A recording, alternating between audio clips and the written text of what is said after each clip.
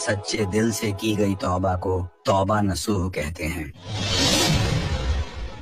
नसूह एक ऐसा मर्द था जो औरतों जैसी शक्ल व सूरत रखता था, नर्म आवाज, नाजुक जिस्म और दाढ़ी के बगैर। वो इसी जाहिरी भेस का फायदा उठाकर जनाना हमाम में औरतों का मसाज करता था। ये उसके लिए जरिया माश भी था और उसके दिल में छुपी ख्वाहिश की तकमील भी। कई बार ज़मीर ने उसे मलामत की, मगर हर बार वो अपनी तौबा तोड़ देता था। एक दिन बादशाह की बेटी हमाम में आई और मसाज के बाद उसका कीमती हीरा कहीं खो गया। शहजादी के हुक्म पर सबकी तलाशी ली जाने लगी। नसूह बदनामी और शर्मिंदगी के डर से एक कोने में छुप गया। जब उसने देखा कि कनीजें उसे ढूंढ रही हैं, तो उसने रोते हुए सच्चे दिल से खुदा से तौबा की और दुआ मांगी, ऐ अल्लाह, मैं वादा करता हूँ कि आज के बाद कभी ये गुनाह नहीं करूँगा, मेरी लाज रख ले। उसकी दुआ अभी खत्म भी नहीं हुई थी कि बाहर से आवाज आई, नसूह को छोड़ दो,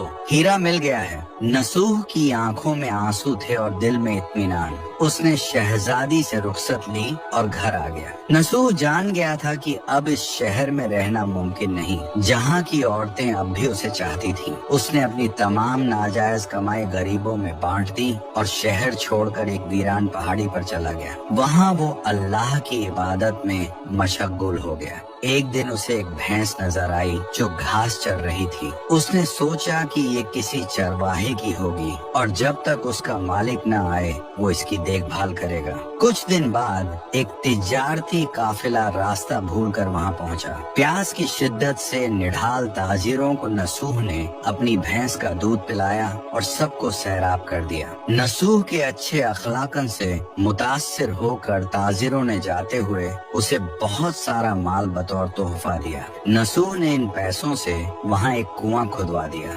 आहिस्ता आहिस्ता उस कुएं के इर्द गिर्द लोग बसने लगे और इमारतें बनने लगी। नसूह की नेकियों की वजह से सब उसकी इज्जत करते थे। नसूह की नेकी और शोहरत के चर्चे बादशाह तक जा पहुँचे। बादशाह उससे मिलने का बेहद मुश्ताक था, लेकिन नसूह ने बादशाह के पास आने से इनकार कर दिया। इस बेनियाजी ने बादशाह की मिलने की तलब और बढ़ा दी और उसने खुद नसूह से मिलने का फैसला किया।